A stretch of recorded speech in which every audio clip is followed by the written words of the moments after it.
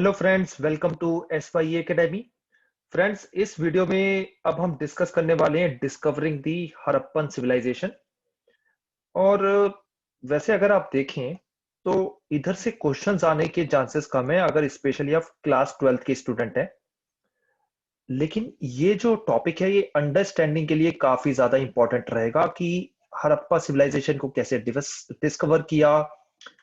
जब शुरू में हड़प्पा सिविलाइजेशन को देखा था आर्कियोलॉजिस्ट ने और डिफरेंट डिफरेंट लोगों ने, तो उनका क्या व्यू था ये पता चलेगा। ये बताना चाह रहे हैं कि हड़प्पा सिविलाइजेशन पता कैसे चली। जैसे आप किसी जगह पे गए, ठीक है, उस साइट को देखा, फिर आपको पता कैसे चला कि यार ये हड़प्पा सिविलाइजेशन है, ये वैदिक पीरियड नहीं है। ये कैसे पता चला ये गुप्ता पीरियड नहीं है या कुछ और पीरियड नहीं है। इसके बारे में आप सोचिए थोड़ा। तो ये टॉपिक का मेन थीम रहेगी। और अब हम बिगिन कर रहे हैं डिस्कशन। कोई भी डाउट हो आप कमेंट सेक्शन में लिख सकते हैं। आई होप ऑडियो क्वालिटी भी बेटर है। ऑडियो क्वालिटी के बारे में भी प्लीज कमेंट करना ना भूलें। तो हमने अभी तक देख लिया है फ्रेंड्स हड़प्पा सिविलाइजेशन के बारे में कि जो मटेरियल रिमेन्स बचे हैं उनको आर्कियोलॉजिस्ट ने टुगेदर पुट करा, मतलब साथ साथ जोड़ा और एक बहुत ही बढ़िया फैसिनेटिंग हिस्ट्री बताई। फैसिनेटिंग कैसे? हमें हमें सरप्राइज हो जाते हैं ना सोच के कि इतने साल पहले ऐसा हुआ करता था। लोग सेक्युलर थे, लोग जो थे साफ सफाई का ध्यान रखते थे, एक एडमिनिस्ट्रेशन चल रहा था। उसके साथ साथ बैलेंस ऑफ ट्रेड भी इंडिया के फेवर में था। अगर आप इसे इंडिया कहना चाहें तो बना तो Harappa civilisation is a better word. Even movie बन गई, इतनी बढ़िया चीज, इतनी बढ़िया टाइम था ये। मोहनजोदारो मूवी दो ज्यादा चली नहीं क्योंकि अनफॉर्चुनेटली हिस्टोरिकल फैक्ट्स को थोड़ा सा चेंज कर दिया जाता है, बट एनीवेज उसमें हम नहीं जाते। However, there is another story as well about how archaeologists discover the civilization.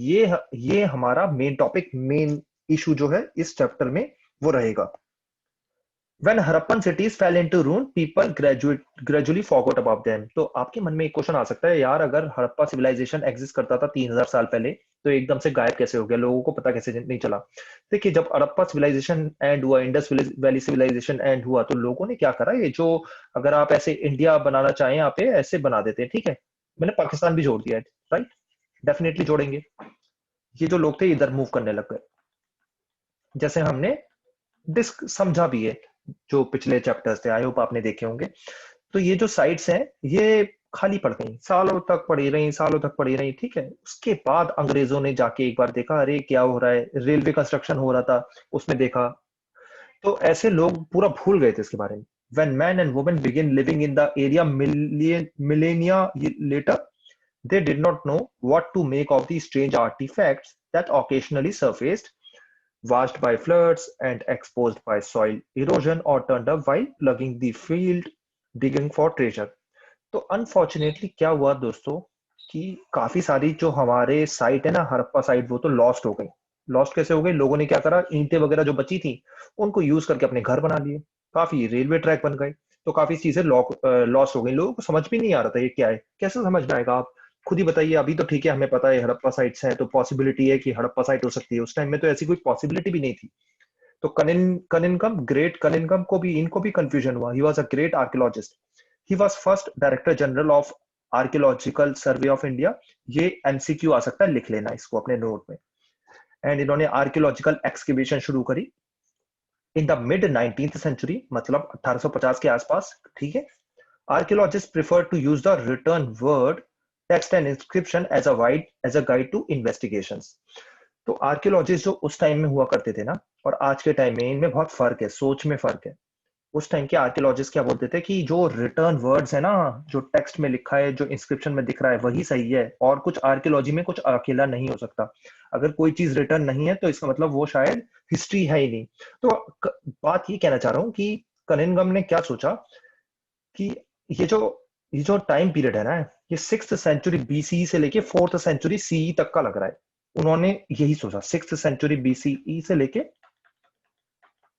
4th century CE, मतलब समझ रहे हो ना, ये तो बुद्धा पीरियड है, बुद्धा पीरियड। और 4th सेंचुरी सी क्या है, गुप्ता पीरियड है। तो इनको लगा इसी टाइम पीरियड की होंगी ये सारी बातें, कनिंगम ने यही सोचा। आप बोलोगे उन्होंने ऐसा क्यों सोचा, मैं आपको एक एग्जांपल देता हूँ। इंसान है, ह्यूमन है, हम सबको पता है वो अर्थ पे एग्जिस्ट करते हैं। लेट्स से 50 साल बाद पता चले कि मार्स पे भी रहते हैं इंसान। तो हमारी सोच और आगे के इंसानों की सोच अलग अलग होगी ना। हम तो सिर्फ यही सोचते हैं अर्थ पे हैं, आगे वाले ये भी सोचेंगे मार्स पे है। तो देखिए कनिंघम को जितना पता था उन्होंने वही अपनी नॉलेज लगाई और उन्होंने सोचा ये जो साइट से सारी की सारी ये उसी टाइम की होंगी। He used the accounts left by Chinese Buddhist pilgrims who had visited the subcontinent between 4th and 7th century CE to locate early settlements। तो बताइए चाइनीज के अकाउंट यूज करें, किन किन के? ह्यूंग सांग है, सुना होगा नाम, किस टाइम में आए थे? हर्षा पीरियड में आए थे। फाहीन है, फाहीन गुप्ता पीरियड में आए थे, ये हर्षा पीरियड में आए थे, ठीक है। तो इनके अकाउंट यूज करें। अब बताओ ये आए इतने टाइम बाद, 2000 3000 2000 साल बाद आ रहे हैं है ना। 2000 साल किसके? इंडस वैली सिविलाइजेशन के 2000 साल बाद आ रहे हैं ये जो है बुद्धिस्ट मॉन्क। इनके अकाउंट यूज करके कैसे पता लगाओगे आप इंडस वैली सिविलाइजेशन के बारे में? तो कनिंघम ऑल्सो कलेक्टेड डॉक्यूमेंट। तो कनिंघम आप देख रहे हो कि गलत डायरेक्शन में ही सोच रहे हैं। Cunningham also collected, documented, and translated inscription found during his surveys. When he excavated sites, he tended to recover artifacts that he thought had cultural value. तो उन्होंने काफी चीजें स्टोर भी करी और ठीक है, मतलब उन्होंने अपने डॉक्यूमेंटेशन लिखी, आगे चल के वो काम भी आई, फिर आगे चल के काम भी आएगी। लेकिन कनिंघम जो थे वो गलत डायरेक्शन में सोच रहे थे। आपको ये चीज समझ में आ जानी चाहिए। अ साइट लाइक हड़प्पा जो पाकिस्तान में है, which was not part of the itinerary of the Chinese pilgrims and was not known as an early historical city, did not very did not fit very neatly within his framework of investigation।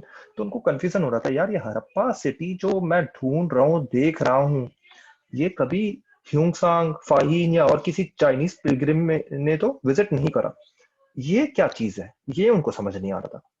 या साथ साथ आप ये भी देखते जाना, Cunningham का sketch है of the first known seal from Harappa. तो कनिंघम का स्केच बनाया था उन्होंने। तो ये चीजें ऐसे वो स्टोर भी कर रहे थे जो आगे चल के यूज करेंगे historians, archaeologists. So although Harappan artefacts were found fairly often during the 19th century, some of these reached Cunningham, but उनको बिल्कुल रियलाइज नहीं हुआ ये कितने ओल्ड हैं, ये क्या है। उनको लगा होगा यार 4th सेंचुरी सी का होगा या 6th सेंचुरी बीसी का होगा, उससे ज्यादा पुराना नहीं हो सकता, ये उन्होंने सोचा। Harappan seal was given to Cunningham by an Englishman. He noted the object but unsuccessfully tried to place it within the time frame within which he was familiar. This was because he, like many others, first thought that Indian history began with the first cities in the Ganga Valley.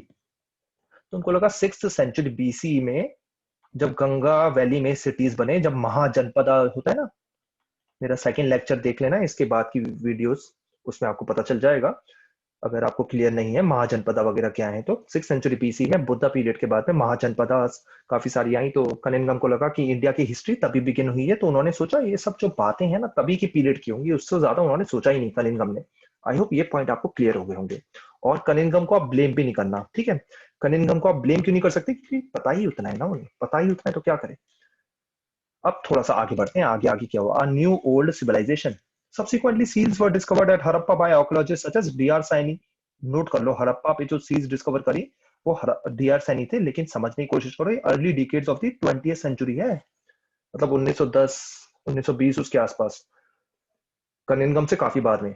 In layers that were definitely much older than the early historic levels.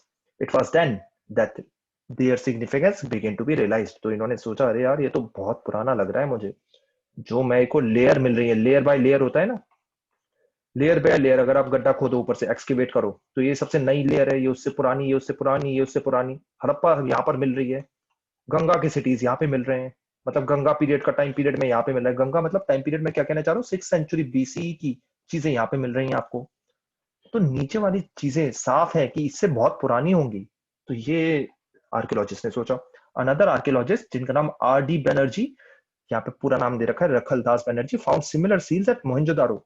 लिख लो ये, D.R. Saini Harappa, R.D. Banerjee Mohenjodaro, leading to the conjecture that these sites were part of a single archaeologist culture।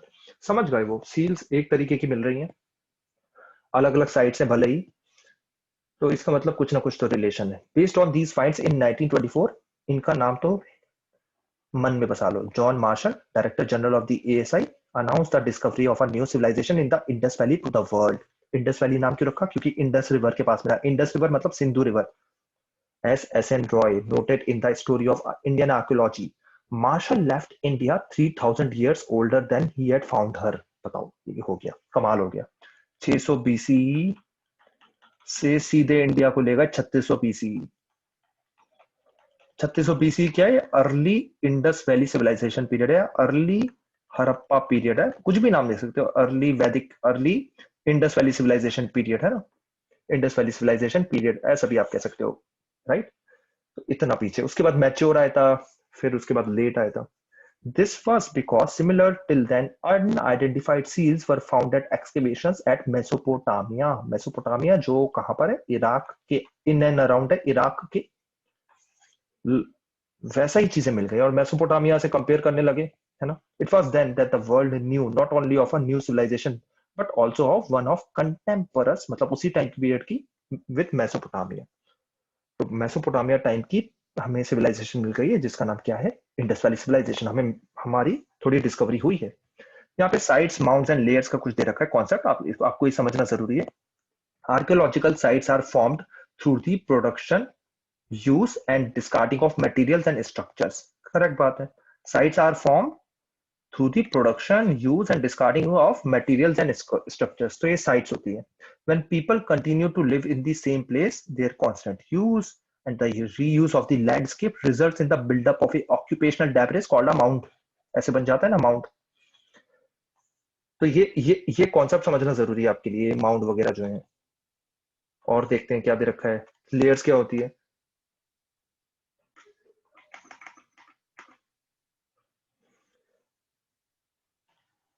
Brief or permanent abandonment results in alteration of the landscape by wind or water activity and erosion. हमने geography में पढ़ा हुआ है कि mount जो आपका बना है ना, वो इरोजन होता रहता है, राइट।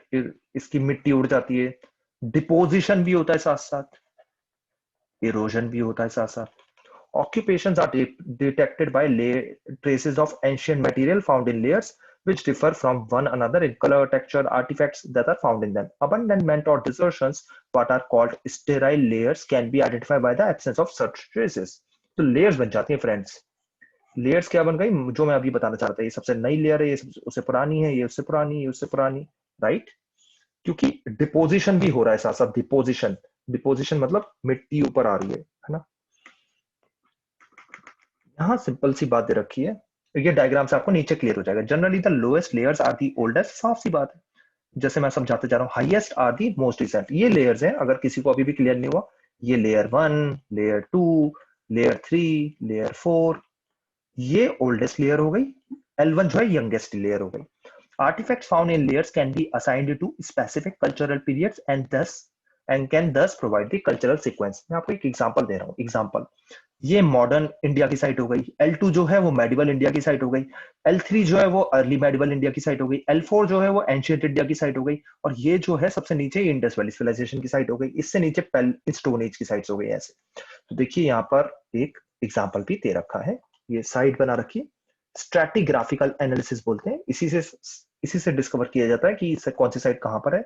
सबसे नीचे वाली हो गई, है ना। Notice the layers are not exactly horizontal. साफ सी बात है, ऊपर नीचे ऊपर खावड़ होती है ना, एग्जैक्ट हॉरिजॉन्टल नहीं होती। मतलब ऐसे नहीं होगा कि सीधी चलेंगी, लेयर्स ऐसे चलती हैं। ये देखो ऐसे ऊपर गई, ठीक है। तो ये स्मॉल माउंट की स्ट्रैटिग्राफिकल एनालिसिस की गई है, और नीचे नीचे खोदते जाओ और आपको पता चलता जाता है। तो ये चीजें आई होप आपको क्लियर रही होंगी। तो जॉन मार्शल के बारे में और पढ़ते हैं, जिन्होंने इंडिया को 3000 साल पुराना छोड़ दिया था।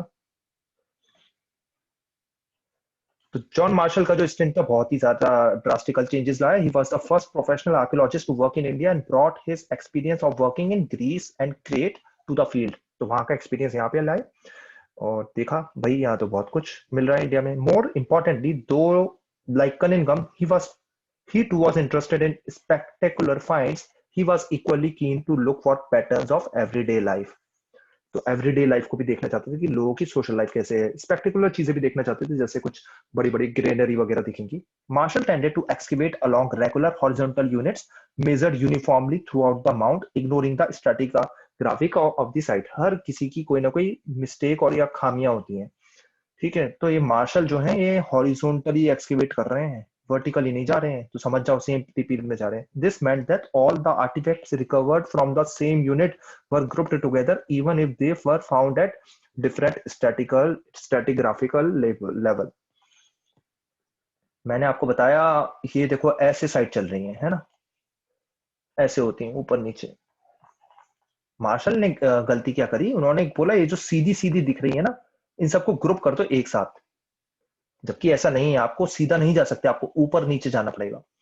अगेन इसका रीजन क्या है, उन्होंने गलती क्यों करी, जितनी नॉलेज होगी इंसान को उतना ही तो वो करेगा ना, एग्जाम में हमें जितना आता होगा उतना ही तो करके आएंगे ना, टीचर चाहे जितना भी बोल दे। तो मार्शल को जितना आता था उन्होंने उतना सोच के करा, तो उन्होंने सबको सेम सबको सेम जगह डाल दिया, तो इससे क्या हो गया as a result, valuable information जो है लॉस्ट हो गई। क्योंकि देखिए एक बार आपने गड्ढा करके खोद दिया और ग्रुप टुगेदर कर दिया, इंफॉर्मेशन टेक्नोलॉजी तो थी नहीं, उन्होंने नोट डाउन वगैरह ज्यादा जितना किया होगा वो किया, काफी चीजें इससे लॉस हो गई, और ऐसे लॉस हो गई कि कभी आप उनको नहीं ढूंढ सकते कभी। तो देखते हैं न्यू टेक्निक्स ऑफ क्वेश्चन, ये व्हीलर आए, इन्होंने काफी कुछ चेंजेस करे after he took over as director general of archaeological survey of India in 1944, rectified problem, Wheeler recognized that it was necessary to follow the stratigraphy of a mound rather than dig mechanically along uniform horizontal lines। तो इन्होंने बोला stratigraphy follow करो, ऊपर नीचे हो सकती है वो, हॉरिजॉन्टल सीधी लाइन नहीं है, मैथमेटिक्स नहीं है।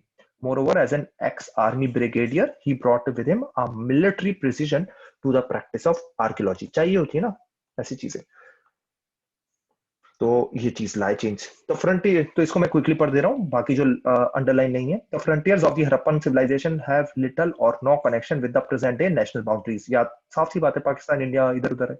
However with the partition of the subcontinent, the creation of Pakistan, major site जो है वो पाकिस्तान में चली गई, जैसे Harappa, Mohenjodaro, Chanhudaro, Kotdiji, Amri. This has spurred Indian archaeologists to try and locate sites in India. तो इंडिया में तो इंडियन आर्कियोलॉजिस्ट ने क्या बोला, भाई पाकिस्तान पाकिस्तान ठीक है गया, हम इंडिया में ढूंढेंगे साइट। और आज मैं आपको बताऊं मेजर नंबर ऑफ साइट्स जो है वो इंडिया में पाई गई हैं, ये पता चल चुका है। सबसे बड़ी साइट राखी गढ़ी, ये रही हरियाणा में है। An extensive survey in Kutch has revealed a number of Harappan settlements and exploration in Punjab. तो आपको कच्छ में भी दिखेंगी बहुत सारी साइट्स हैं, नाम तो हम कितने ले चुके हैं। पंजाब में जैसे रोपर है, पंजाब में थोड़ी कम है। कच्छ मतलब गुजरात में देखो तो आप धोलावीरा है, लोथल है, और क्या क्या है और बताओ, कमेंट सेक्शन में लिखो। While Kalibangal, Lothal, Rakhigarhi, and more recently Dholavira had been discovered, explored, and excavated as part of these efforts, fresh explorations continue। आजकल तो यूपी पीसीएस जो है ना उसके पीछे पड़ गया है। एक्चुअली उत्तर प्रदेश में ना काफी सारी साइट्स मिल गई हैं, तो यूपी पीसीएस पूछता रहता है, टेढ़े मेढ़े नाम है उनके, देख लेना एक बार जो स्टेट पीसीएस के लिए प्रिपेयर कर रहे हैं। So over the decades, new issues have assumed importance। तो आजकल जो है न्यू इश्यूज आ गए। when some archaeologists are often keen to obtain a cultural sequence, other try to understand the logic underlying the location of specific sites। आजकल काफी जो archaeologist है वो सोच रहे हैं कल्चरल डायरेक्शन में कि यार इसकी कल्चरल सिग्निफिकेंस क्या है, क्या इंपॉर्टेंस है। बाकी जो है थोड़ी साइंस भी लगा रहे हैं कि यार ये लॉजिक क्या है, ये साइट यहाँ पर आखिर है क्यों, दिल्ली दिल्ली में ही क्यों है, ऐसा क्वेश्चन है ना। हड़प्पा जो है वो इंडस वैली सिविलाइजेशन, वो इंडस रिवर के पास क्यों है, क्या रीजन है वहां पर है, कि गंगा में क्यों नहीं है हड़प्पा, ऐसे क्वेश्चन पूछते हैं। They also grapple with the wealth of artifacts, trying to figure out the functions these may have served। तो सोचते हैं साइट्स का फंक्शन क्या है, टाउन का फंक्शन क्या है, इनको खाने पीने को कहाँ से मिलता था, ऐसे क्वेश्चंस आ रहे हैं आजकल। Since 1980s, there has also been growing international interest in Harappan archaeology। साफ सी बात है, इतनी पुरानी है, इससे पता चलता है कि हम इंसान पहले कैसे रहा करते थे। Specialists from the subcontinent and abroad have joined hands और हड़प्पा मोहनजोदारो में एक्सकैवेट कर रहे हैं। They are using modern scientific techniques, including surface exploration, to recover traces of clay, stone, metal, plant, animal remains, as well as to minutely analyze every scrap of available evidence। ये words ना note कर लो अपने notes में और सीधे छाप दिया करो एग्जाम में। These explorations promise to yield interesting results in the future। आगे चल के पता चलेगा, और एक बार हड़प्पा की जो स्क्रिप्ट डेसिफर हो जाए तो मजा आ जाएगा। Which of these themes in this chapter would have interested Kanenga? Which are the issues that may have been of interest since 1947? इसका आंसर आप दीजिए कि थीम्स इस चैप्टर में कनिंगम को इंटरेस्ट करती, ठीक है, और what are the issues that have been of interest since 1947, जब से पार्टीशन हुआ उसके बाद से और नए इशू आ गए। नेक्स्ट ये जो है प्रॉब्लम्स ऑफ पीसिंग टुगेदर पास्ट, ये हम नेक्स्ट लेक्चर में देखेंगे। एक बार ये व्हीलर जी का एक बार पढ़ लेते हैं, जो ब्रिगेडियर थे, जल्दी से पढ़ रहा हूं मैं, कुछ खास तो है नहीं है। Early archaeologists were often driven by a sense of adventure, ये वो कह रहे हैं। This is what wheeler wrote about his experience eight Harappa. तो व्हीलर जब हड़प्पा गए उन्होंने अपना एक्सपीरियंस लिखा। I recall on a warm May night in 1944 that a 4 miles Tonga ride brought me as the new appointed Director General of Archaeological Survey with my local Muslim officer from a little railway station labeled Harappa along a deep sand track to a small rest house beside the moonlight mounds of an ancient site. I hope ये words आप clear हो रहे होंगे। Mount का मतलब क्या है, layers का मतलब क्या है, साइट का मतलब क्या है, ठीक है। वो हमने बॉक्स देखा था ना पिछले, वो बॉक्स बहुत इंपॉर्टेंट था। ऐसी स्टोरीज पढ़ के आपको क्लियर हो जाता है कि क्या सोचा होगा उन्होंने। Warned by my anxious colleague that we must start our inspection 5:30 next morning, finished by 7:30, after which it would be too hot. We turned in with the dark figure of the Pankawala crouched patiently in the entrance, and the night air rent by innumerable jackals in the neighboring wilderness. तो उस time में wild life भी थोड़ी अच्छी थी, आजकल तो कुछ दिखता विकता भी नहीं है। अब देखते हैं आगे क्या हुआ, ठीक है। मतलब वो उन्होंने बोला 5:30 बजे जाएंगे, 7:30 बजे तक निपटा देंगे काम। नेक्स्ट मॉर्निंग 5:30 बजे वो निकल गए। Our little procession started out towards the sandy heaps. Within 10 minutes, I stopped and rubbed my eyes as I gazed upon the tallest mound, scarcely trusting my vision. तो बताइए, ये दिख गया 5:30 बजे जब वो पहुंचे, और 10 मिनट बाद उनको पता चल गया, अरे यार ये तो कुछ और ही चीज है, ठीक है। हड़प्पा जो साइट्स थी ना। 6 hours later, my embarrassed staff and I were still toiling with picks and knives under the blazing sun. The mad Sahib, I am afraid, settling a relentless pace. तो ये REM व्हीलर ने अपने बारे में बताया। तो देखिए वो उनको 7:30 बजे तक वापस आना था, और 6 घंटे बाद भी, मतलब 11:30 बजे तक भी वहीं पे ही देख रहे थे। अरे यार ये क्या डिस्कवर हो गया, ठीक है। देखिए फिनिश बाय 7:30 लिखा है ना यहाँ पर, वो तो हुआ नहीं, लेकिन ऐसा उनको एक ऐसी चीज मिल गई जो उन्होंने कभी नहीं देखी थी, और हम सबको भी उन्होंने बताया है और इनका कंट्रीब्यूशन काफी ज्यादा है। तो अंग्रेजों का भी काफी अच्छा कंट्रीब्यूशन है, ये भी हमें याद रखना चाहिए। Okay friends, thank you for watching this. कोई भी डाउट हो कमेंट सेक्शन में लिखते हैं।